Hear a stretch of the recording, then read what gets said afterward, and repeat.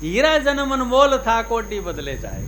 ठीक है, तो भाई ये हीरा जन्म, ये इंसान का जो चोला मिला, ये इतना एक ऐसा है कि पूरी सृष्टि के अंदर, पूरी दुनिया, पूरे ब्रह्मांड में इससे अच्छी यूनि आपको मिलेगी नहीं, क्योंकि कोई यूनि इससे अच्छी है ही नहीं।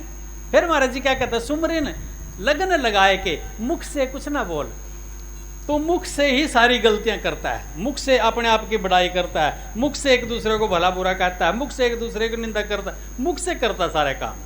उसको महाराज जी क्या करे, सुमरन में लगन लगाया के मुख से ना बोल, बाहर के पट बंद कर, के बाहर से तू देखना सुनना खाना पीना, नुका बाहर के बंद कर, अंदर के पट को, अंदर से तेरा काम चलेगा।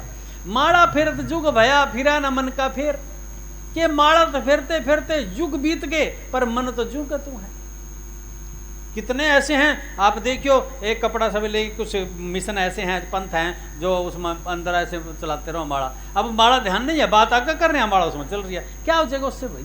इसी को कह रहे हैं महाराज जी कि माड़ा फेरत जुग भया मिटा न मन का फेर, और कर का मन का छाड़ के मन का फेर, कि कर का ये हाथ वाला मन का छोड़ दे भैया, कर मैंने हाथ, हाथ का मन का छाड़ के, और इस मन को लगा।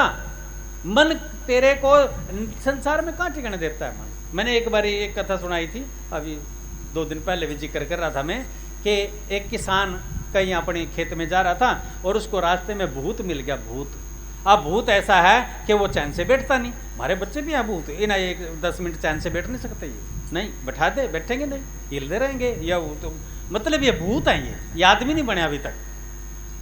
तो ऐसा भूत मिला, भूत किसान को कहने लगे, भाई मैंने तेरे संग कर लिया, अब मैं तेरे साथ ही रहूंगा।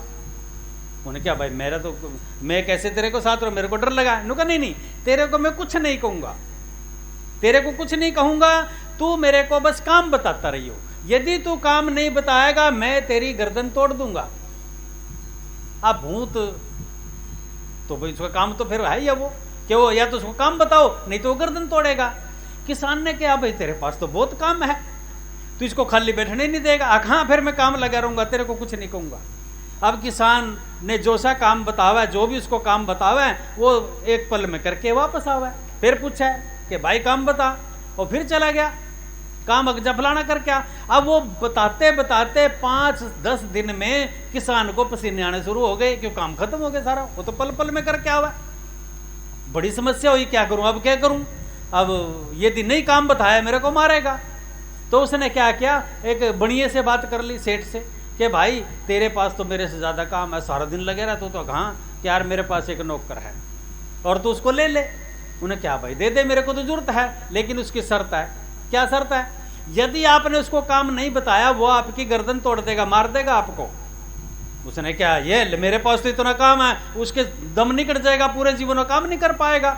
देख आप सोच ले, देख तेरा मेरा वादा है। उसने क्या सोच लिया, लिया तो नौकर को, अब लिया भूत को। कहने लगा, भाई आज से अब मेरी तरफ से वचन है, तू इस सेठ का काम करेगा। अगर सेठ से बातें समझा दी सारी, हाँ समझा दी सारी, सेठ जी देख लो, यदि आप काम नहीं बताओगे मैं आपकी गर्दन तोड़ दूंगा, मार दूंगा आपको। उसने कहा ठीक है मंजूर है। अब भूत सेठ जी को दे दिया।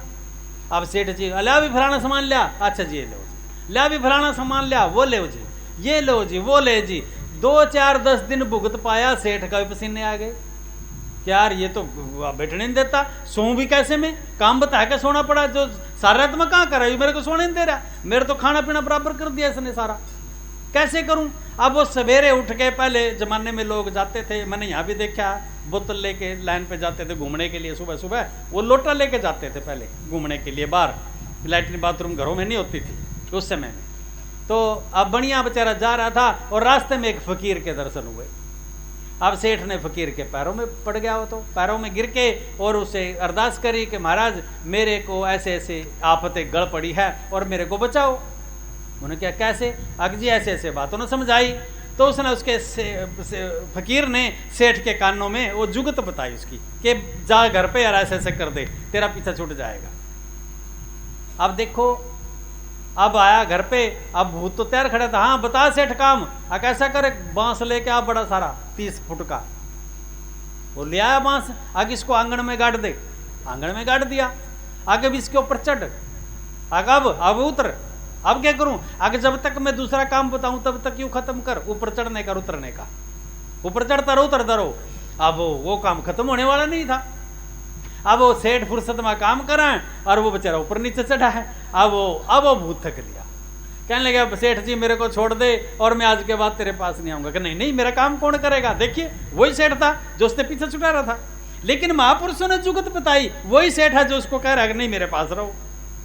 ठीक है, ये मन जो है ना, ये इसकी व्याख्या करी महाराज जी ने कि मन ऐसे ही है, इसको काम पे लगाए रखो। कौन से काम पे? वो बांसपा, नाम रूपी जाप, सतगुरु का ध्यान, वाणी का सुमरण, मतलब ये इस पे लगा के रख। इसको नहीं लगाएगा ये तो तेरे को फिर के कौन से मोहल्ले में लेकर गेरेगा और तू भागेगा उठ का फिर, और फिर वहां पिटकावेगा।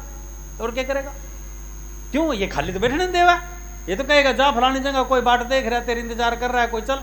अब भागेगा ही उठ का, अब वहां देखेगा क्या, वहां पिटने का काम हो रहा है। चलो, तो मन का ये काम है।